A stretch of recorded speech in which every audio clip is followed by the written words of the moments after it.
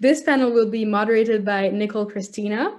Nicole is the host of the podcast Zestful Aging, an interview show heard in 92 countries.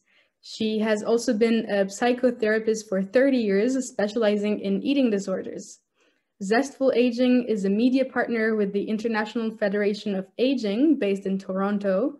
Nicole is working on her first book, Not Just Chatting, How to Become a Great Podcast Interviewer. Welcome, Nicole. I'm so happy to see you. Hello. Thank you. So I think I'll let you start by introducing the panel and our different panelists. Okay, thank you. Can you hear me okay? Yes, we can hear. Okay, perfect. I just wanted to start with I use she, her, hers pronouns. And today we're going to take a look at what healthy aging really looks like from several perspectives. But first, I just want to take a moment to acknowledge Kamala Harris's historic victory. I don't know if it's been mentioned yet in the conference, but I think it's really important that we just take a moment and really appreciate how historic it is and how uplifting and joyful it is for many of us. So today we're going to talk about healthy aging, and we're going to be talking about some themes like why has there been a resistance to talking about health-related issues for women, such as perimenopause and menopause.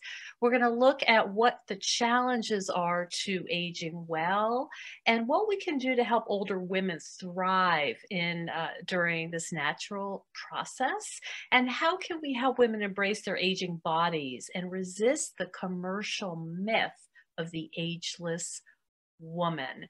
So I'm going to introduce now the expert panelists. Michelle Vinya Baltzis is an intuitive eating coach, and she is an expert on menopause and body image. And I had the delightful interview with her on Zestful Aging podcast. She's very knowledgeable about how we look at our bodies and how we look at food and dieting, especially as we age. Then we also have Doreen Abieri. I'm sorry, I'm going to try to get this right. Bieri Afor, the founder, CEO, co-CEO of Cho Nagafor Foundation. She's an expert in menstrual justice. I'm really curious to hear more about what she's doing with this. This is a sort of a personal interest of mine. And then we're also going to be speaking with Amita Bhakta, who is a freelance WASH, that's W-A-S-H consultant. And I'm very interested to hear her input. Let's talk first, let's ask Michelle. Michelle, are you there? Yes, I'm here, Nicole. Hi, Michelle. Hi. Lovely to see you again. You as well. So let me start with, this is a pretty big question, and you can, pare it down in whatever way you'd like. But what do you think needs to change to give women a good and healthy aging experience? Well, that's a big one, right? You can cut it down however you'd like. Let's think about it in terms of body image. Would that be a good place to start? Yeah, I think it's a perfect place to start. Okay. I think we need to really redefine a lot of things. One is around health and redefine what health is to us. And the other is what our expectations are in terms of what our body is supposed to be able to do, what it's supposed to be looking like, as we age and change. And I think we need to really just start to embrace the idea that our bodies are supposed to change. That's number one, and that's perfectly okay. And we don't need to feel shameful about it, especially as we age. There are natural things that happen with the body. I think the more we educate ourselves about those things, the more we can really embrace the process instead of trying to push it away. In terms of midlife women specifically going through or experiencing perimenopause and menopause, there are very distinctive things that happen to the body, or not to them, but with them, you know, and they are all really protective for the body. And again, the more we educate ourselves about that, the easier it is to really embrace, instead of being like, oh my goodness, all of this weight around my midsection area, it makes me feel so awful. We have to understand what is happening within the body, and learning that that is really all for protective measure. It is all part of the moving into the menopause process, and it is done to help us to change, you know, so that one part of our body stops functioning in the way in terms of the reproductive system. And so that then the body takes over and starts to produce that estrogen somewhere else. And that changes the way the shape of our body is. That changes a lot of things in terms of our cholesterol levels, our metabolic health in general changes when we have those hormonal changes. So understanding that, I really think, helps to dispel a lot of the shame, a lot of the, you know, pointing fingers back at yourself and blaming yourself. So I think education and embracing and knowing that change is a part of the process, and it's not something that we need to feel shameful about. And to fight. You know, my sense is, and correct me if you have another perspective, I don't hear many women talking about their bodies going into protective mode.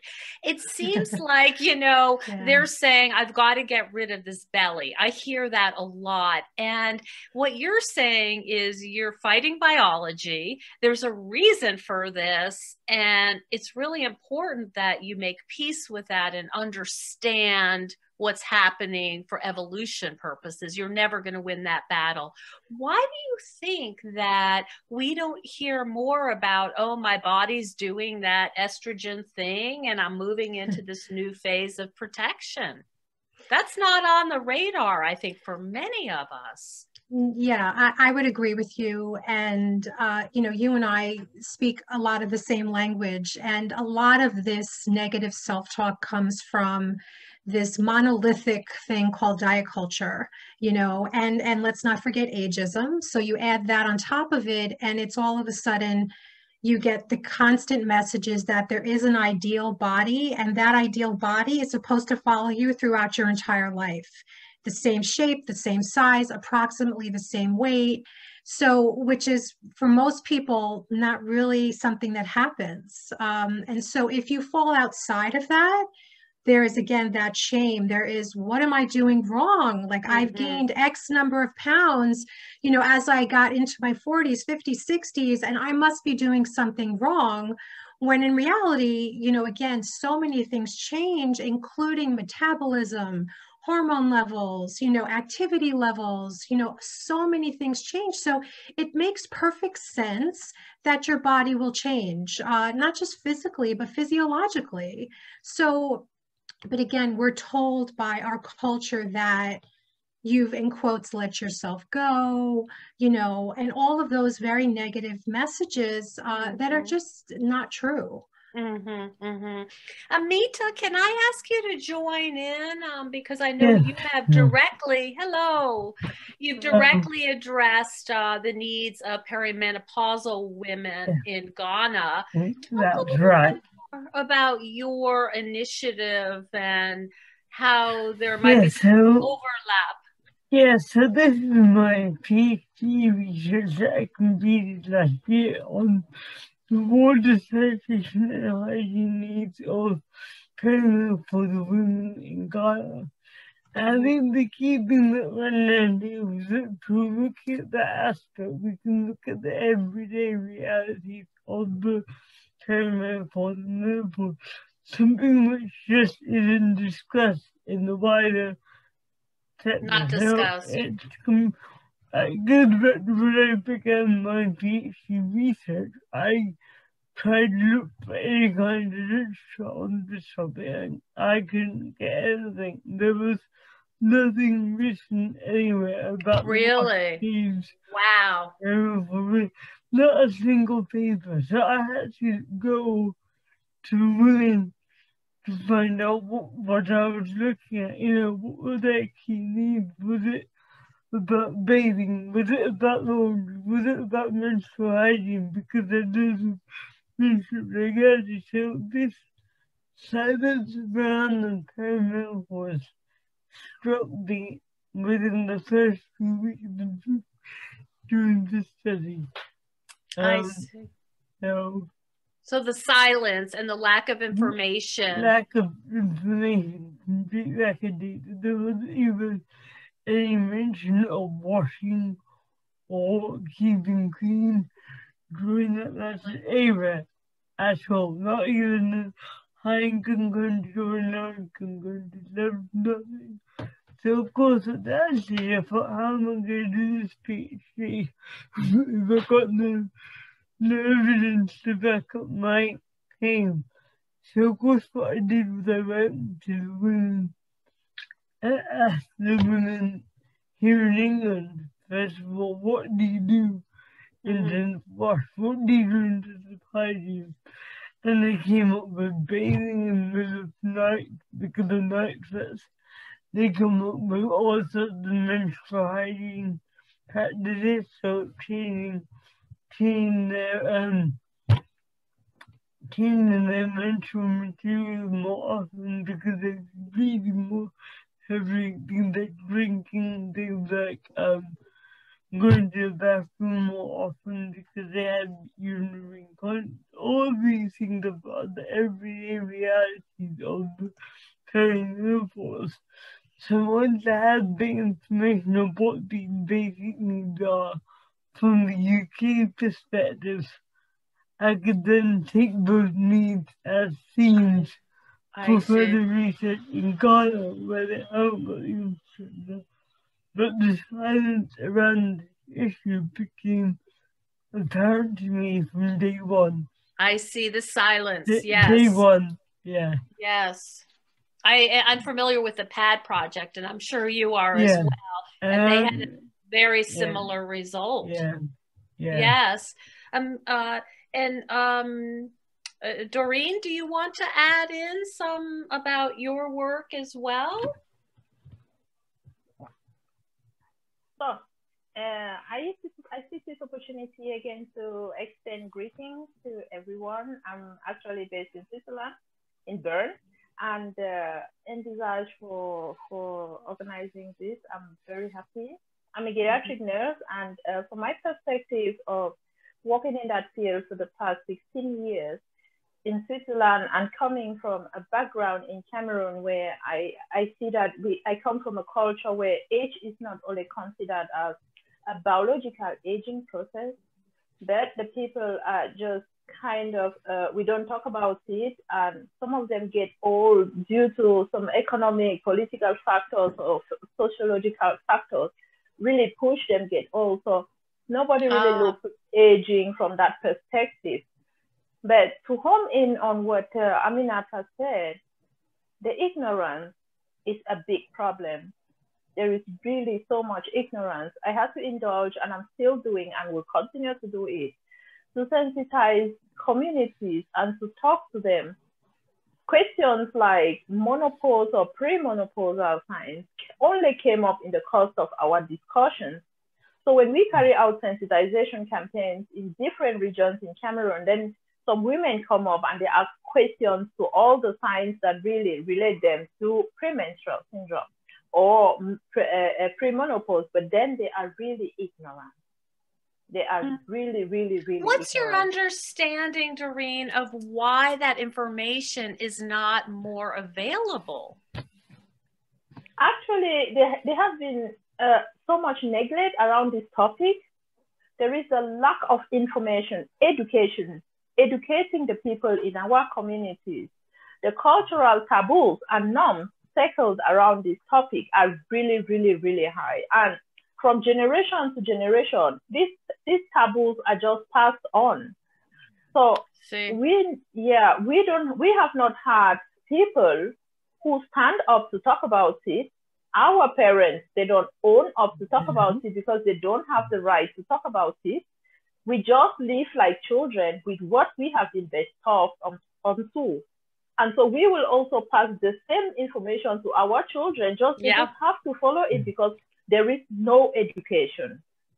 I see. Amita, it sounds like you have had the same experience where sort of what we consider sort of basic knowledge is not basic knowledge. When my teaching I found a lot of women didn't know what was happening until it came on. And some of them then started going to the doctor to seek medical attention, and they go to the clinical teams in the local community thinking, what's going on with my period? Why is this happening? Because it's not spoken about.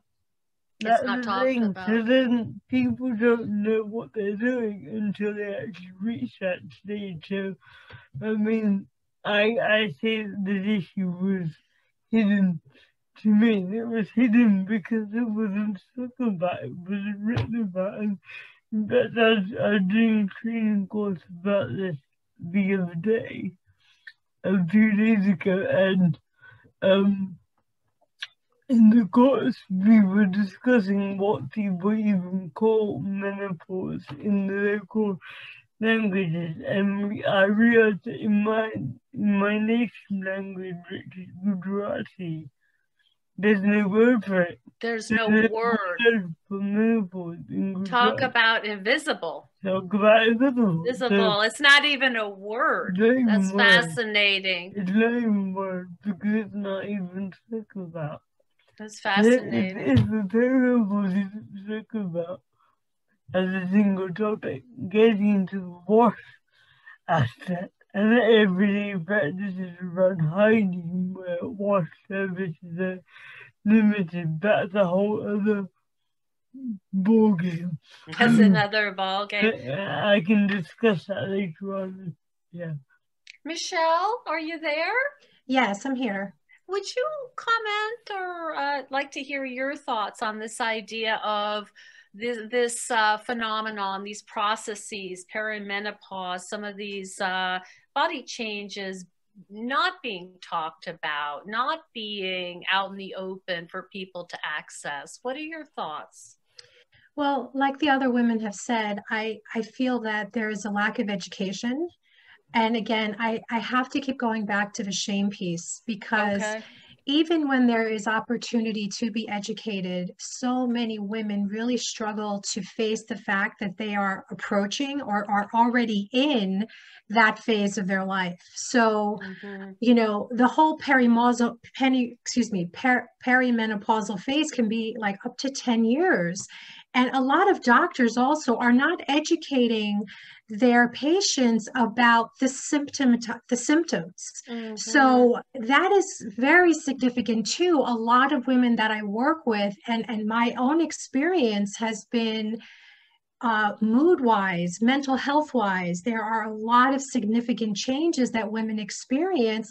And to be very frank, they think they're really losing their minds. Yes, yes, I've heard that. Yeah, they feel like they're losing their minds. And oftentimes what happens is they will prescribe antidepressants, which of course there's nothing wrong with that, but that's only addressing one piece of it. And again, we need that education to help people understand that for many, the issues, the anxiety that accompanies the drops in estrogen, the depression that could accompany that, you're not going crazy. You are very potentially experiencing perimenopause. And that is important. And along with that comes the changes in the body. So we need to be educating women more about the nutritional needs during this time of their life, the physical, how important physical movement is at this time, and how that can really help to manage many of the symptoms, not all of the symptoms, but can certainly help with that. learning some more relaxation things, yoga, meditation. I'm a huge proponent of those things, and they helped me tremendously through my process. And really, getting the tools that you need and getting the support that you need and educating yourself in whatever way, attending conferences like this, joining organizations that there's more information out there. But again, people are very like, oh, that's not me. My blood work isn't showing that. You know what? Sometimes it doesn't always show it. You really need to go with the symptoms and just work with that. But again, education is, I so agree with what Amita and Doreen said. The education is key, but also, again, facing that these changes are a natural part of the process. And aging, as I say all the time, is a gift denied by many.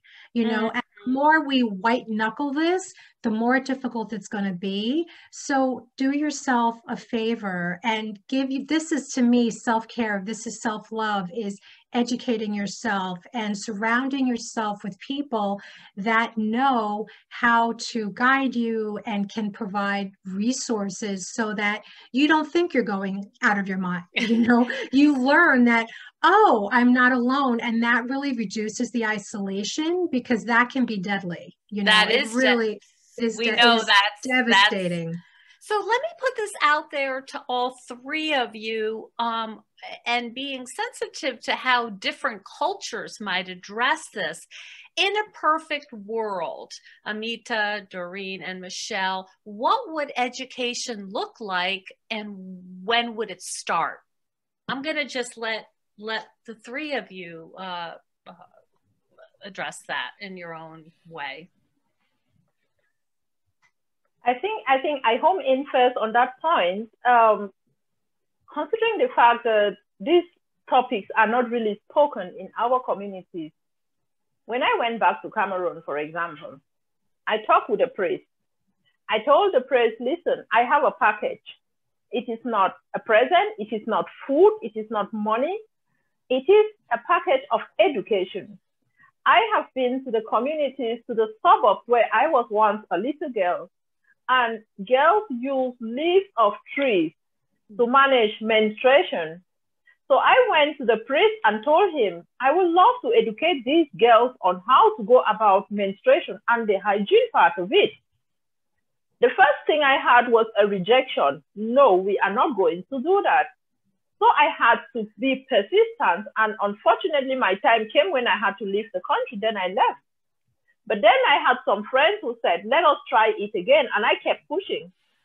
The second time I went back to him and he said, you again with this same topic? And for me, it was still important. Yeah, for me, hasn't changed. That's right. Yeah, so with an answer like that, it already tells you don't talk.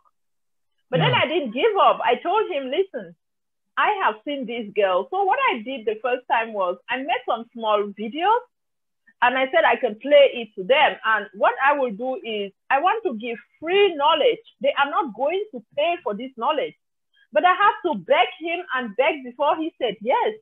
And then he gave me the criteria of what I have to talk and what I have to say. I must not say above anything that has to do with blood. I say, but I can't talk about menstruation to the girls without telling them why I want them not to use the leaf. Yes. Then I had 2 minutes to talk in church about that. There I grabbed my opportunity and I talk about it. He was not very happy afterwards, but I did what I wanted to do. What's your sense of what his resistance was, Doreen? What was the ignorance? But why was he afraid of allowing the education? It is just the culture. It is something nobody talks about it. Yeah. Nobody has ever talked about it. Nobody has ever opposed to it. And then I come from nowhere. I am not a leader, one of the church leaders, and I am not a community head. And I come to tell him I want to talk in church during menstruation. So it was like a kind of blockage for me to fight and say, I must keep fighting for these girls because they need this information. What was their response to your 2-minute presentation in the church? What was the feedback? I didn't take just 2 minutes, by the way. I took 10 minutes. Yay! I didn't keep to my word. I didn't keep to my word of 2 minutes. I told 10 minutes in church, and I just gave a piece of information, and I gave the parents the possibility for us to meet 2 days after. That was on a Tuesday. So, and then I went to the hospital staff, and I arranged with them that I would need some students from the hospital, the teaching practice, they should come and help me. I want us to sensitize the girls on menstruation, because I saw them. It was a terrible situation. And then the person in charge of the staff in the hospital told me, okay, you know, I will give you 2 of my students, but let me know what you want to do and what time, and nothing above 1 hour.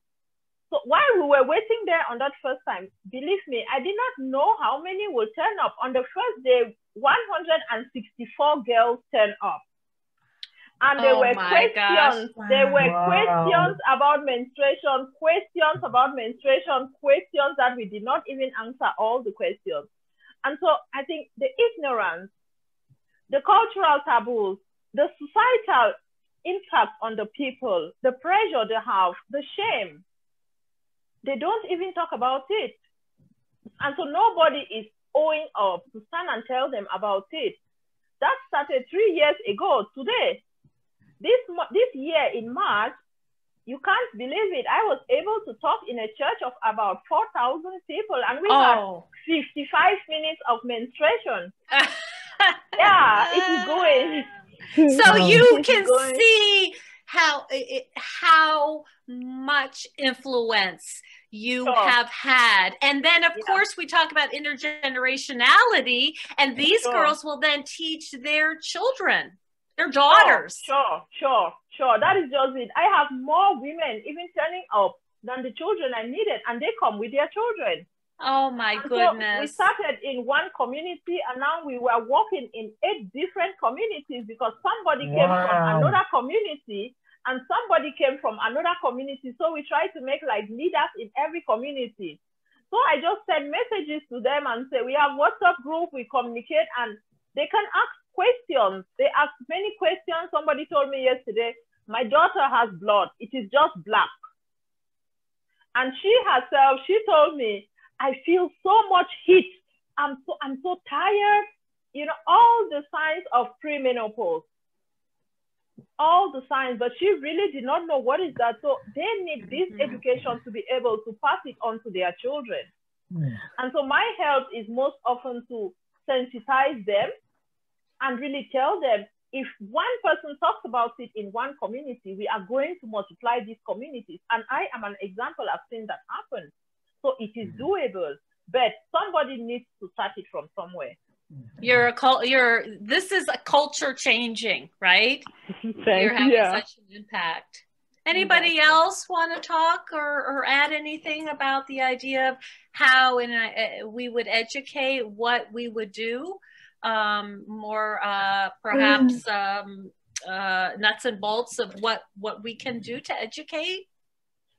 I think what I found in common was that lots of us to do, and not to speak about, when I did go to speak to women that I met in Ghana and parts of Accra and Kumasi, they were like, oh my God, somebody's finally talking about this at last. You know, find the relief. So the thing is about getting that conversation going, raising awareness in the community, raising awareness among professionals. So I come at this from what angle? So it's about getting people talking about perimenopause and menopause in the first place. When in areas where it's not talking about it, and making sure people are aware that it's a normal part of the aging process. So in the wash sector, like Dora mentioned, there's work on menstrual hygiene. Menstrual hygiene is dominated by the needs of adolescent girls. Everyone's talking about adolescent girls. nobody except me is talking about perimenopause. So if we get that conversation going, to say, yeah, perimenopause matters just as much as adolescent girls, then that can start to get some traction. Yeah. I need to publish my findings in the next few months. Actually, from Monday, I'm taking some research leave to write up my study, write up my papers for a couple of months. But until I get the word out there, until we get people talking about it, it's not going to. It's not going to change because it's completely new. I gave a training session a few days ago on this very topic, and it was with a group of MSc students here in England, and the MSCs engaged with it so well. And they were like, wow, I didn't know any of this, I didn't know what happened, I didn't know what was going on. So when people know about it, they then want to take action. I see. It's so much. It's a real case of really almost shifting the agenda from young girls and expanding it to older women too. Because I remember when I started my PhD back about 7 years ago, and I was making contacts around the world to try and work out where to go and do this research. And in the end, I ended up in Ghana. But when I made inquiries in somewhere like Uganda, they go, we can connect you up with schools. I'm thinking, well, I'm not looking at girls, I'm looking at old women, so I need to go to the community. That's real, yeah, that was a real shock. But actually, no, but even within sectors that deal with issues like menstruation, like women's health, they're so focused on younger girls. Younger girls, yeah. That older women just get completely missed and ignored. So can I ask a question, a follow-up question to that? And this is for all three of you. What is the conversation we should be having with our mothers and our grandmothers related to aging? I'd like to say something there that I want to go back to the previous question just for a moment. I think we need to provide spaces, safe spaces for this information to be sent out to the world. So, I mean, as an example, I mean, Doreen is going into churches and doing, I'm like astounded by how many thousands of people she's probably touched, and Amita the same. I'm doing something similar through podcasting. So as often as I can, I pitch about this to podcasters because it touches so many people, but again, on a different platform. And I share not just my experience as a professional coach, but also my own personal experience. And I'm not afraid to get vulnerable about this topic because it's necessary. We can't have like whispering about age and about perimenopause and about menopause and beyond, because people are like, oh, I'm perimenopause. And like they whisper it, and I'm just like, oh, you're perimenopausal, like, I say it full voice, and it's like the stigma around it, and it's like, why do we need to have that? So I think creating safe spaces for this, being as vulnerable as we're comfortable being about it, is very, very important, because until we are able to speak of this freely and provide those safe spaces, it will continue to be stigmatized. And I think that's really important. Yeah, we're all talking about stigma in different ways, different versions. And I don't want to be too US centric, but do you think that the election and Kamala Harris now being the first, I keep having to come back to that because it just makes me so happy. Do you think as a middle-aged woman, these conversations might start getting easier for some of us? I mean, personally, I think that having Vice President, oh, it sounds so beautiful, Kamala Harris as, you know, as our first VP, as a woman of color, and she's 56 years old, to me, I have been catapulted to a whole new level in terms of no longer can use the excuse, not that I was often using it, I'm too old to do blank. Because she is just so incredibly inspiring. And I actually wrote a post about this the other day. I think it speaks volumes to, and the same goes for President Joe Biden, President-elect Joe Biden. He's 74 years old. He's given his entire life to service. And he is now President-elect of the United States. This, to me, their ages speak volumes to, we can continue to provide amazing input, services, all of those things at all of these different ages. And that's really important for people that they represent us. Doreen and Amita, is that something that you think is a meaningful event in terms of embracing age and embracing people of color, women of color? Is that a hopeful event for you, or not particularly in your work? I think this kind of takes me back to the film Hidden Figures. I watched that film so many times, not because I just want to watch it, but because of the inspiration I get from these women. Ruth Bader Ginsburg, I always go to read about her. A few things I loved her. May her soul rest in peace, actually. And having Kamala Harris there, it is just like a representative of the dream of every girl. And so I kind of compare it like I said before, I live in a different community. I am from Cameroon with a black background, working here. And to the people I take care of, the world is to them like closed. You don't talk about that. Yes. Many of us are just considered, when we come into the workplaces, we come in with our ambitions, with full ambitions. But when we come in, we have norms that are based upon us again, following our job activities and everything, and we are forced to be somewhere and to stay and do the things the way they are supposed to be. So having somebody there like Kamala as a leader, it is somebody with so much inspiration, and it is a source of inspiration for so many young girls. My work most often with the geriatric, in the geriatric, is like people don't ask and don't tell.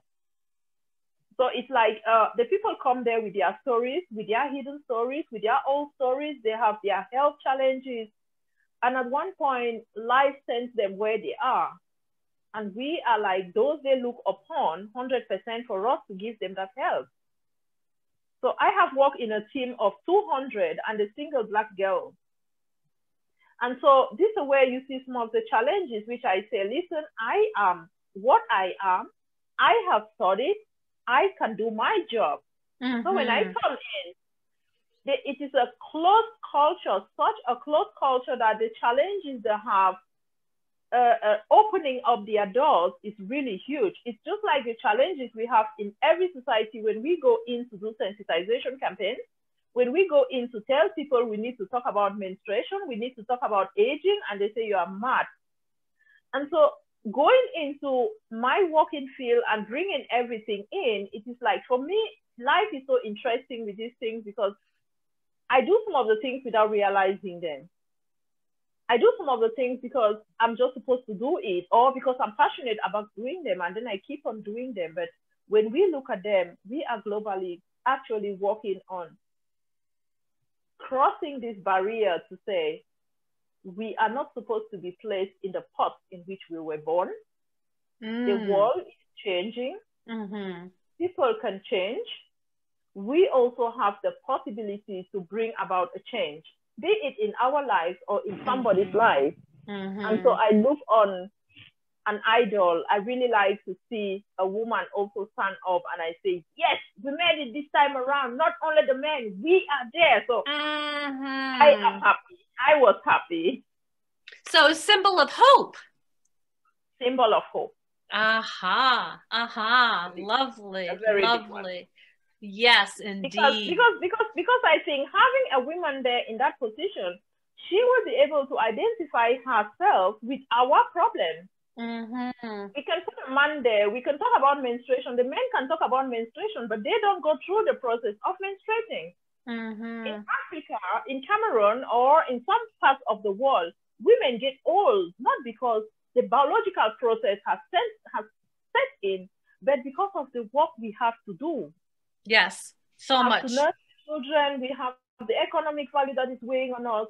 You don't poverty. Have to take care of yourself. Poverty, which is a big factor. Yes. So we have been bestowed some of these norms on the society, and having a woman sit there like our idol, she feels what we are talking. She understands where we are coming from.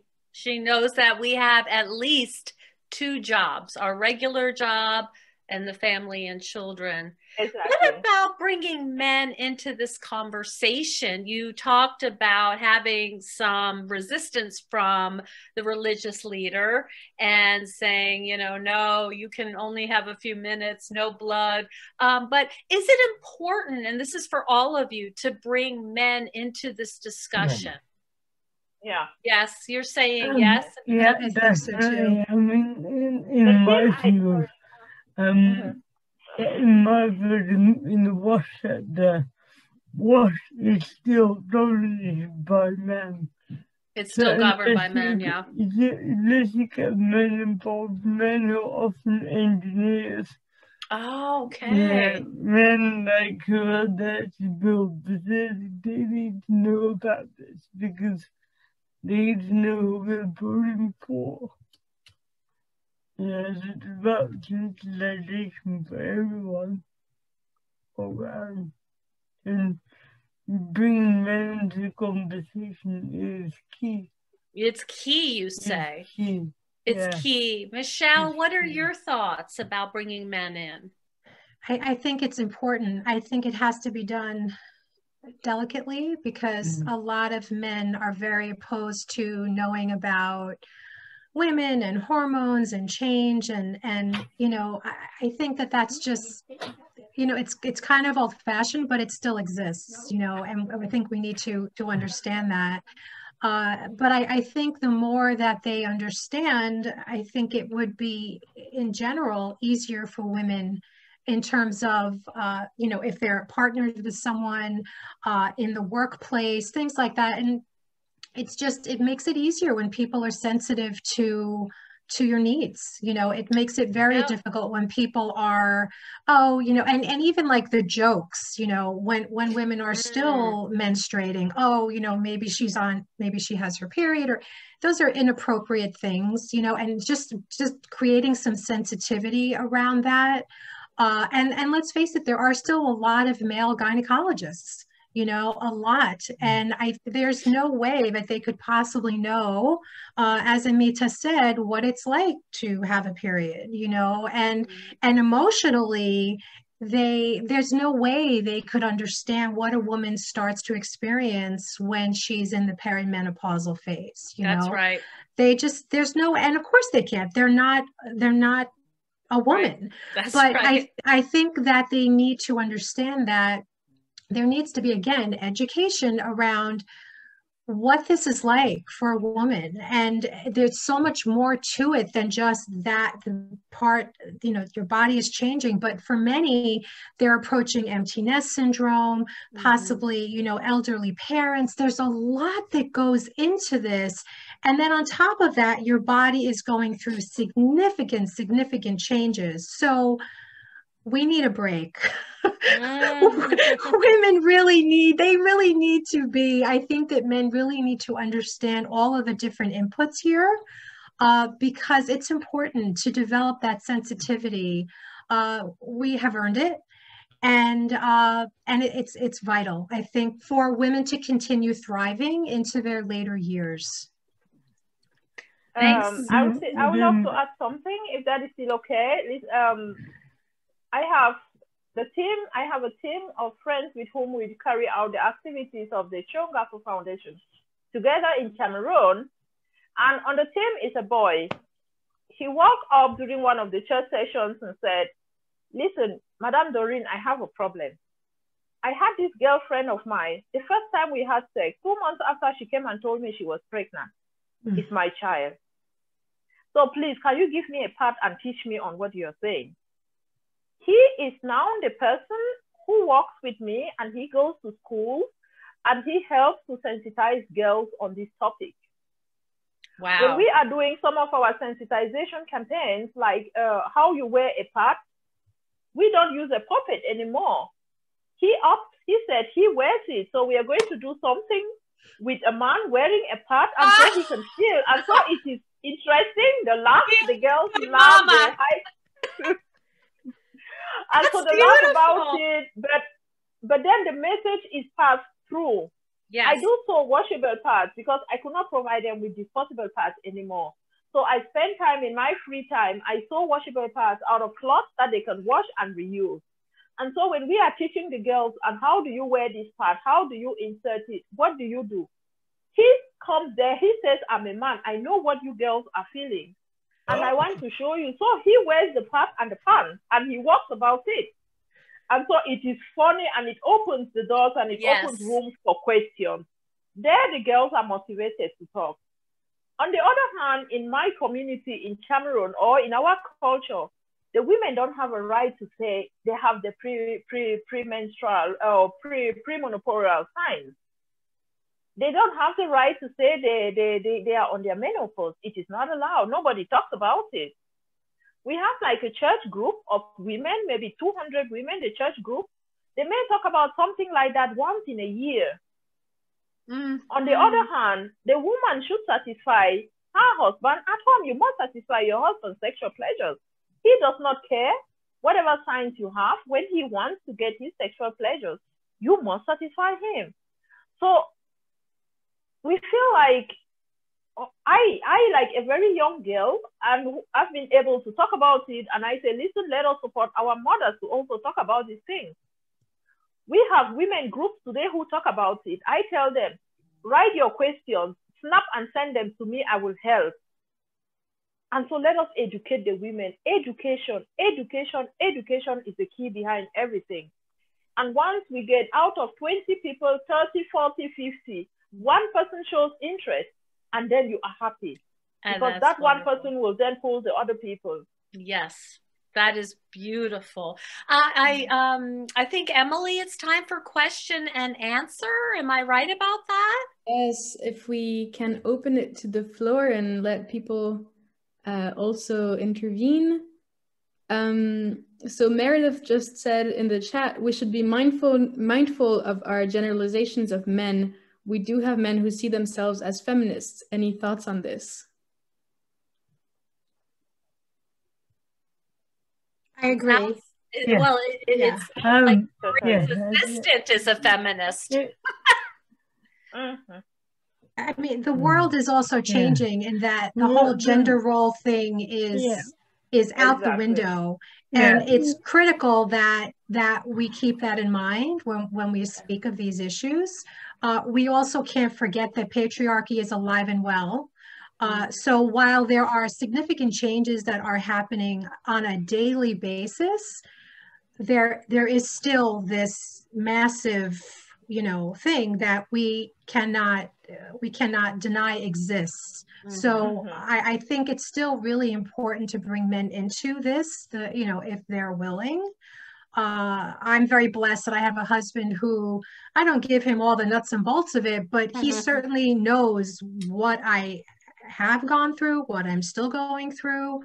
And again, I am very blessed because I am in many groups where their husbands are not at all.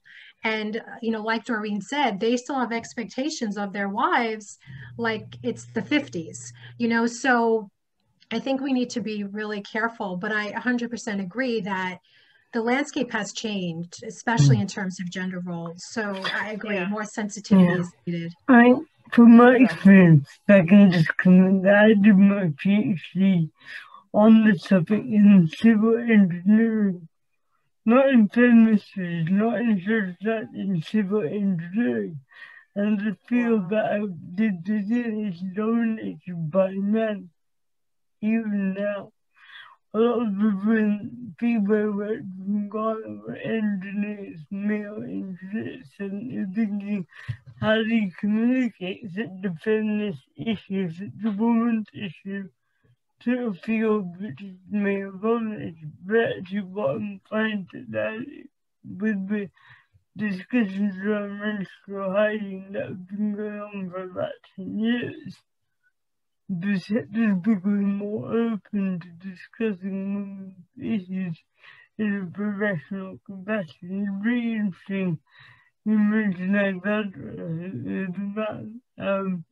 I just saw it in my chat box, but Alexandra says he's a feminist man, and that's exactly what my supervisor was. He was a feminist and he was a man. He was an engineer. But unless we start to bring in these issues around menopause and menstruation into male-dominated areas, we're not going to meet women's needs. That is a fact.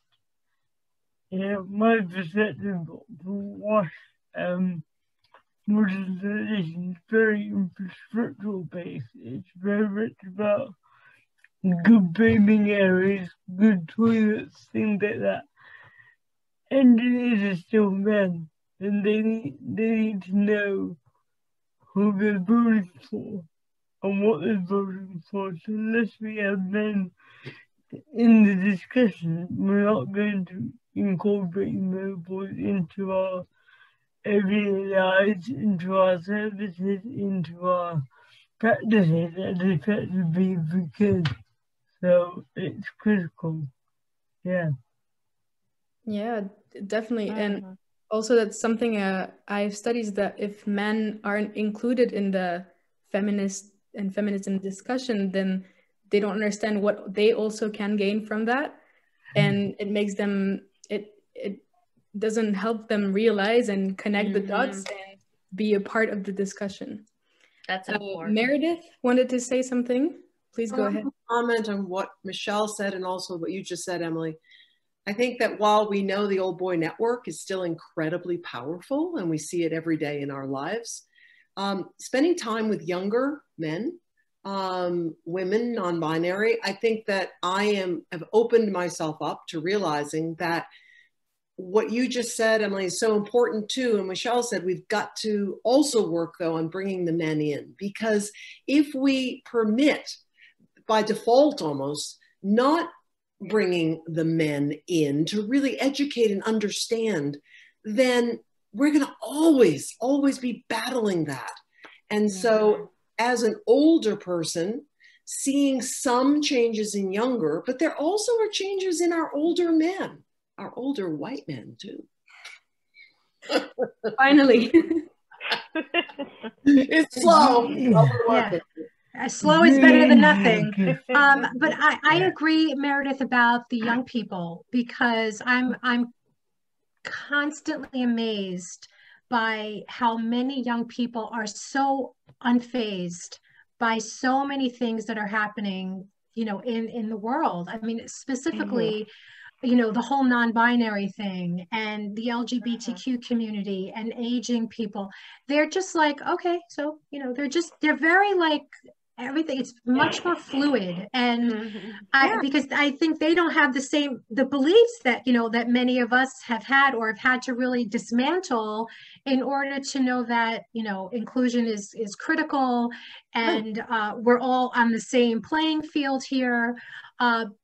But I find young people encourage me. I mean, older people do too, but so many of the young men that I've spoken to about this have such great respect. And I've worked with at-risk teens, and they look at me like they're gaga over like the things I have to say. They're like, oh, you're so wise. And it's such a boost, but also we're feeding them this information because they will, like we said earlier, they will pass this on to the next generation. Yes. And of course, that's not the case for all youth. It's not, we can't all for everything, right? Right? But certainly to, you know, when people are open to it, to educate and to help them see a different perspective, it's serving them, and it will continue. Get them as young as we can. Plant the seeds. As we understand, absolutely, 100%. Under 5 years old. So when we look at the stats and all the studies about children in terms of race, at what age, we know that, particularly about our young men of color, what's happened in terms of these preconceived ideas, and how dangerous. That's where I think we talked earlier in this conference today. Where do we make those inroads? And it really has to start then. So then, as you're talking about latency adolescence, it's just kind of part of how it all is. It doesn't exactly busy with what their identity is or their race is or that. And excellent point. And I have to throw a plug in here for the same goes for the way we see women's bodies. And we need to continue to educate women of all ages about body image and about dieting and things like that, because all of that is passed on to children. You know, every time a woman looks at herself in a mirror and there's a young child or a family member or a friend, and she's looking with such great dissatisfaction, all of that is imprinting. So we need to continue to educate people about this of all ages, but the younger we can show them that our bodies are the way they are supposed to be. They are to be celebrated no matter what their age, size, shape, ability. That is what will imprint, and that's what we want, instead of the dissatisfaction and building up all of these stigmas, because that's not the way to continue to build a generation that is going to be more loving, more accepting, more inclusive. More healthy. Yes, or healthy, emotionally and physically. Yes, absolutely. 100%. Well said. Michelle, I can't help but say one really quick thing into all of you women. As you just said about young women, I think you were particularly talking about, but it should be also males, about the body. And for young men to understand early on about their bodies, women's bodies. And if you haven't seen it, there is now a book for children written by Sonia Renee Taylor. Oh, fantastic. So that book is fantastic. So some of you may know her writing The Body Is Not an Apology, but now she's written a book for children as well. And it's everything she writes is like reading poetry. It's like listening to a symphony. She is so unbelievably gifted. And men are struggling too with body image, and we cannot throw them out. We need to address that too. And I love that is coming up more and more nowadays. Of not that I'm happy that they're suffering, but that they're speaking out, because we cannot forget about the connection here with toxic masculinity. We cannot forget that, because that is a huge piece of this too. All of this stuff intersects. And it's very, very important that these things, we need to shed light on these things, because people are very unhappy. They're living very dissatisfied lives based on, these beliefs that we have that are fictitious.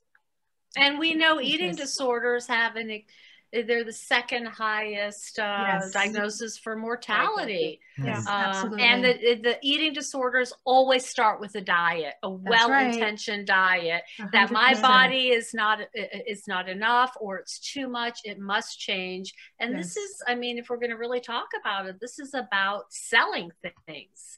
And the diet industry, it's not a coincidence. They're bringing men in because there's money to be made. And when you have now you have male covers of men with their six packs, and so they're sort of widening the lens of, you too can start getting really perfectionistic and obsessive about your body and discontent.